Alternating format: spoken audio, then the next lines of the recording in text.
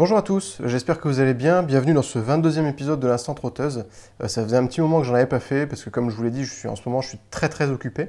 Et donc plutôt que de vous faire un épisode un peu bâclé, je préférais reporter et du coup vous faire ce 22e épisode. Du coup, j'ai pas mal de choses à vous dire, mais je vais essayer d'aller assez vite pour pas que ça dure trop longtemps. Donc cette semaine, il y a eu un dossier un peu spécial parce qu'en fait je m'exprime souvent sur les smartwatches et j'avais jamais vraiment rédigé d'article complet où j'explique ce que j'en pense. Donc je l'ai fait. Ça n'a pas forcément beaucoup marché, mais c'était pas l'idée non plus. L'idée c'était pas de créer le buzz. C'était juste que certains lecteurs très fidèles et qui viennent très fréquemment sur la petite trotteuse, en fait se demandaient pourquoi j'en parlais de cette façon. Alors je ne déteste pas les smartwatches, loin de là. Je ne les adore pas non plus. Je pense que c'est pour un public bien précis. Je vous invite à aller voir l'article que j'ai rédigé. Je me suis vraiment exprimé très personnellement, donc c'est vraiment mon avis. C'est absolument pas truqué, il n'y a personne derrière, il n'y a personne qui contrôle. Donc voilà, je vous invite à aller voir ce que ça donne. Il y a eu aussi pas mal de participation à l'article Montre pour mon mariage. Donc ça, je l'ai publié il y a 2 semaines maintenant. Et en fait, c'est parce que voilà, j'ai besoin d'une montre vraiment spéciale pour le jour de mon mariage, forcément, qui est donc fermée, donc il faudra que je me décide.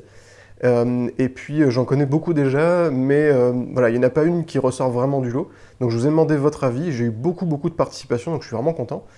Ça m'a pas mal aidé, il y a des gens qui m'ont proposé des marques que je ne connaissais pas du tout, donc c'est très bien, moi ça me fait aussi pas mal de nouvelles montres à découvrir du coup, et c'était vraiment intéressant. Donc je vous remercie pour votre participation. J'ai pas encore trouvé vraiment, j'ai quelques petites idées, du coup vous pouvez continuer à participer, ce sera avec grand plaisir que je lirai vos conseils. Et puis aussi, donc j'ai lancé un concours il y a 3 semaines maintenant, donc il est sur le point de se terminer, il va se finir ce soir, le samedi 11 février. Il y a eu beaucoup de participation aussi, pas autant que je l'espérais, mais il y en a eu quand même beaucoup au final. Donc je suis assez content, j'espère que le ou la gagnante sera contente de la montre aussi. Et donc je vais annoncer les résultats au courant de la semaine, je vais essayer de le faire assez tôt pour pas que vous attendiez trop longtemps. Alors au menu de cette semaine, il y a eu pas mal de montres vraiment intéressantes et il y en a surtout beaucoup qui vous ont vraiment bien plu. Donc je tenais à revenir dessus. Donc j'en ai gardé 4, plus mon coup de cœur. Donc la première, c'est la Draken 2 Gela.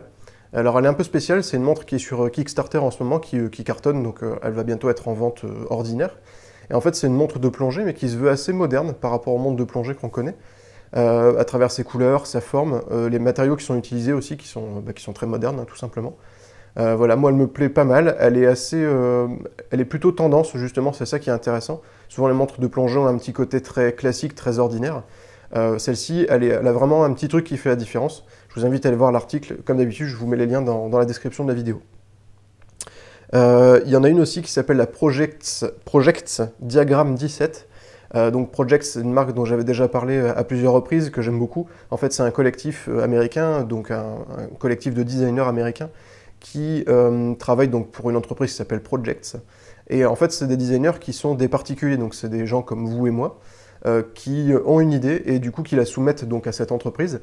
Et si l'idée est intéressante et qu'elle peut déclencher, j'imagine, certaines ventes quand même, parce qu'il faut être honnête, la montre est produite. Donc celle-ci, elle est vraiment originale. En fait, elle a des aiguilles qui ressemblent pas du tout à des aiguilles ordinaires. Je pense que pour lire l'heure dessus, il faut un petit peu d'entraînement, mais voilà, elle est vraiment sympa. Je vous invite à aller voir à quoi elle ressemble, je pense qu'elle pourrait vous plaire. Et donc il y a aussi la Asting Watch Heritage. Alors ça c'est une montre qui est très classique en fait, elle reprend les codes horlogers vraiment très connus. Elle est plutôt typée montre élégante, on va dire qu'elle se portera très bien avec un costume par exemple. Et en fait elle vous a beaucoup plu je pense parce qu'elle fait très qualitative et elle a un prix accessible évidemment. Donc voilà pour la Asting Watch Heritage. Et alors la dernière dans celles qui vous ont beaucoup plu, alors elle a un nom un peu long, elle s'appelle la Hawthorne Hemingway Heritage aussi. En fait, c'est une montre qui est donc en cours de financement sur Kickstarter et elle est assez intéressante parce qu'elle est très minimaliste mais en même temps fonctionnelle. Donc voilà, je reparle encore une fois du minimalisme fonctionnel, j'en ai déjà parlé souvent. Et moi, elle me plaît beaucoup parce que justement, elle est très simple mais en même temps, elle est vraiment efficace. Elle a un design qui est moderne et qui justement est un peu intemporel. Je pense que ça peut être une montre qui peut se garder longtemps. On va pas s'en lasser rapidement, c'est ça que je veux dire. Et voilà, ça aurait pu être mon coup de cœur parce qu'elle me plaît vraiment beaucoup. Mais mon coup de cœur, c'est la Marlowe Derwent. Alors Marlowe, c'est une marque dont j'avais déjà parlé sur la petite trotteuse, au début de la petite trotteuse. Et en fait, là, ils viennent de sortir un modèle qui est vraiment très spécial. En fait, je ne sais pas trop dans quelle catégorie la placer, parce qu'elle fait un peu sportive, elle fait en même temps très habillée, Elle fait un petit peu mode aussi, parce qu'elle a quelques couleurs qui sont vraiment sympas. Et en fait, c'est une montre qui est plutôt simple visuellement. C'est une montre circulaire très basique. C'est juste quand on regarde dans les détails qu'en fait, elle prend tout son charme. Elle est très travaillée, elle est disponible en, je crois, 4 ou 5 coloris. Donc il y a pas mal de choix. Et en fait, ce qui fait tout le charme de cette montre, c'est le travail de son cadran. Il y a une version notamment Sun, avec un cadran qui reprend les rayons du soleil. Je la trouve vraiment très belle.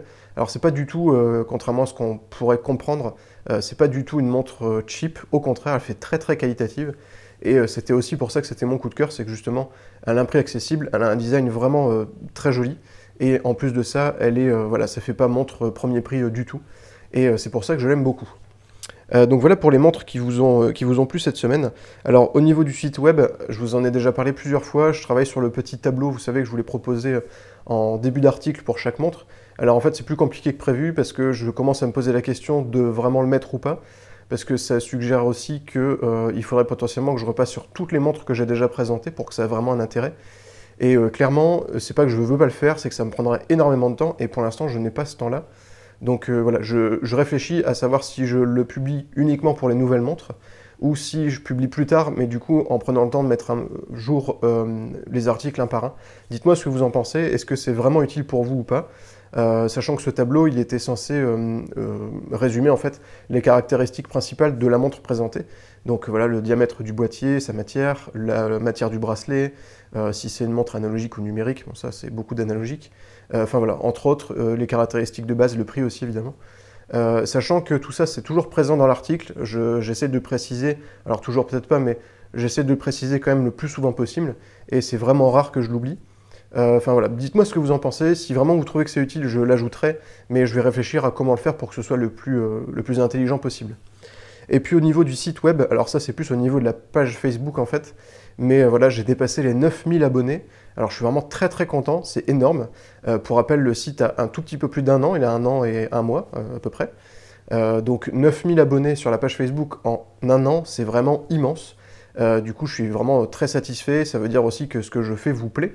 Donc voilà, merci à tous pour tous vos j'aime sur ma page, pour tous les likes aussi que j'ai sur les partages de mes articles, ils sont de plus en plus nombreux. Et voilà, pour moi c'est très valorisant, donc je tenais à vous remercier. Alors au niveau de la presse horlogère, j'ai pas vu d'article qui était vraiment très intéressant, donc plutôt que vous présenter des choses qui sont pas très utiles, je vais garder le peu de choses que j'ai vues pour vous faire un point actualité un petit peu plus tard.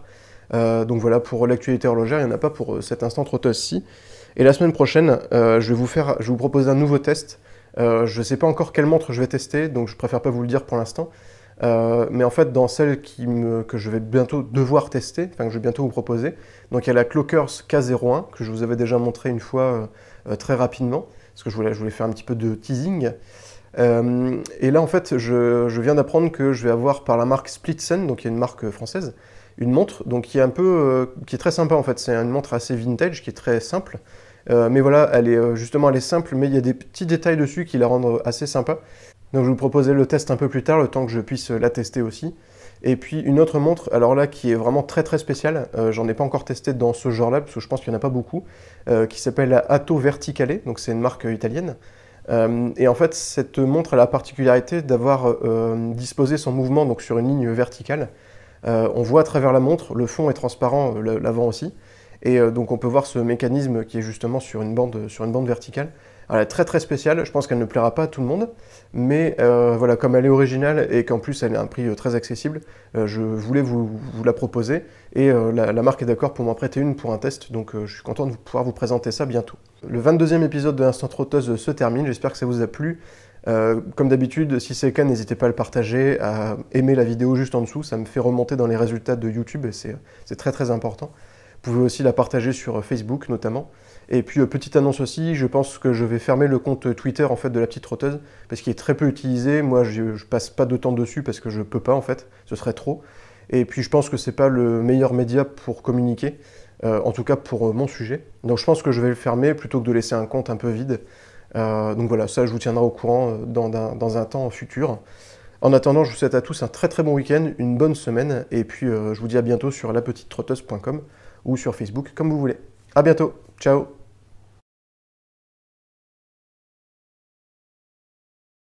Donc, je vais vous proposer le test un peu plus tard, le temps que moi j'ai que le